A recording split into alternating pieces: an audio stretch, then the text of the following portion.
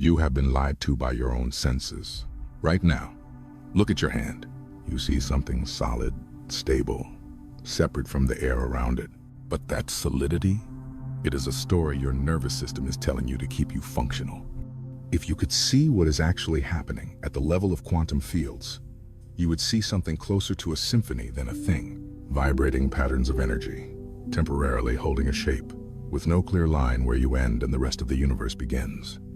And once you see through this illusion, the weight you have been carrying your entire life, the feeling that you are small, separate, and insignificant dissolves, because you were never an isolated fragment trying to survive in a vast machine. You are the entire operation, pretending to be a person.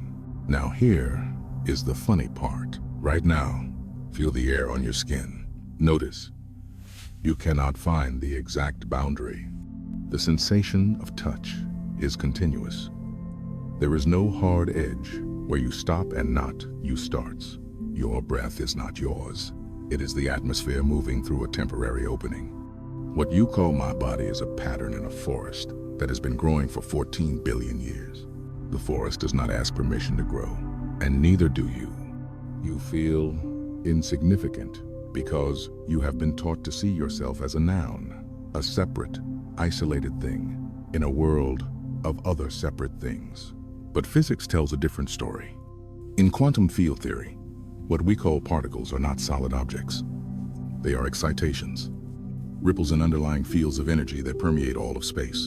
An electron is not a tiny ball. It is a localized vibration in the electron field. A photon is a pulse of excitation in the electromagnetic field. Even your body, what feels so solid and personal, is a standing wave pattern in quantum fields that have been oscillating since the Big Bang. There is no such thing as a thing. There are only verbs pretending to be nouns. But here is where the ego gets uncomfortable. If everything is just energy temporarily arranged into patterns, then the self you have been defending, managing, and worrying about is also a pattern, not a permanent entity. Not a soul locked inside a meat suit, just a process the universe is doing at this point in space and time, the same way it does storms, saplings, and stars. Think of a tree standing in a forest. We can point to it, measure its height, give it a name, and watch it grow.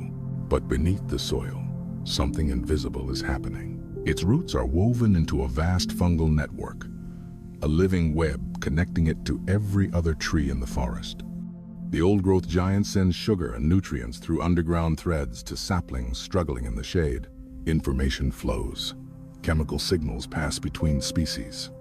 One tree is attacked by insects, and within hours, trees hundreds of feet away begin producing defensive compounds. Where does one tree end and the forest begin? It does not. The tree is something the entire forest is doing. In the same way, you are something the entire cosmos is doing. You did not arrive in this world like a stranger dropped into a foreign landscape. You emerged from it, the way a forest brings forth trees. This is not a metaphor. It is mechanics. Your atoms were forged in the cores of dying stars. The calcium in your bones, the iron in your blood, the oxygen you are breathing right now, all of it is stardust, recycled through billions of years of cosmic process. You are not in the universe. You are a temporary aperture through which the universe is experiencing itself. And here is the radical implication. If there are no separate things, then death is not the end of you. It is just the end of this particular pattern. You can only lose what you possess, and you cannot lose what you are. When a tree falls and returns to the soil, the forest does not mourn. It simply continues growing. The nutrients cycle back. The pattern shifts. Nothing is lost. Most people spend their entire lives running from this realization because it sounds like annihilation. The ego hears you are not separate and translates it as you do not exist. But it is the opposite. What does not exist is the illusion of separateness. What remains when that illusion drops is not nothing. It is everything. You are not a single tree trying to become the forest. You are the forest, temporarily experiencing itself as a tree. And this is the cosmic joke. You have been looking everywhere for your true nature when you were wearing it the whole time. So what does this mean for a Tuesday afternoon when you have bills to pay and emails to answer? It means you stop carrying the weight of a separate self. Most of your suffering comes from the belief that you are a fragile, isolated person who must protect, prove, and defend yourself against a hostile universe. But if you are the forest, who is there to defend against? What is there to prove? The trees do not justify their existence. The mycelial networks do not apologize for connecting, and neither do you. Here is the loop that brings this from concept into lived experience. Notice, dissolve, move. First, notice the fences. Throughout your day, catch the moments when your mind builds a boundary. This is me, that is not me. This is mine, that is theirs.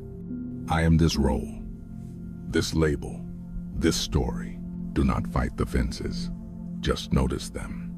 Notice how much energy you spend maintaining the illusion of separation, defending your opinions, managing your image, protecting your territory.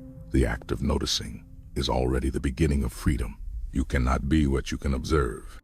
If you can see the thought, I am not enough, then you are not that thought. You are the awareness in which that thought appears. And awareness has no edges. Second, dissolve into what is. When you catch yourself gripping an outcome, a story, an identity, a pause. Feel the sensation in your chest, your jaw, your breath. That tension is the ego trying to maintain the illusion of control. Now, let the grip soften, not as an act of surrender to defeat, but as a recognition the thing you are trying to control is not separate from you.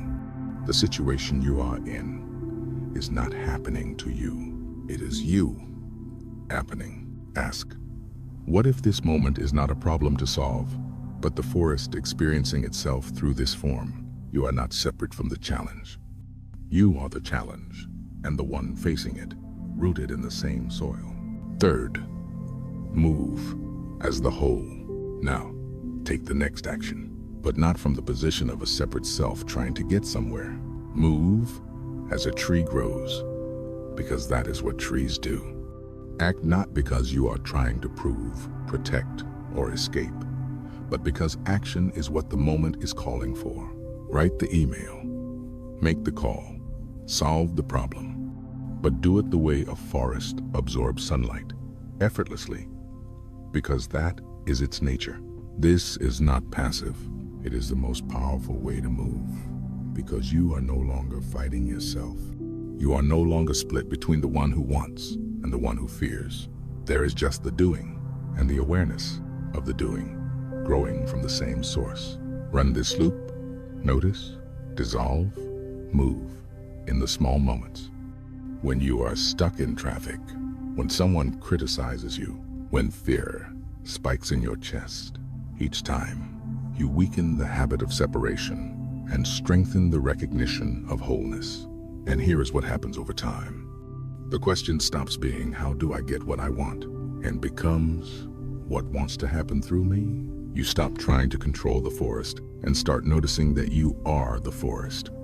The energy that exploded into galaxies is the same energy that is reading these words, moving your breath, and animating this exact moment of awareness. You will leave this video and your mind will try to rebuild the fences. It will tell you that you are just a person with a to-do list, a body that will die, and a self that needs protecting. That is fine. The fences are part of the pattern too, but now you know. They are optional, and that changes everything. The next time you look in the mirror, look past the name, look past the story. See the field of awareness that has been here the whole time, watching every thought, feeling every sensation, unchanged by any of it. That awareness is not yours. It is the forest, looking back at itself.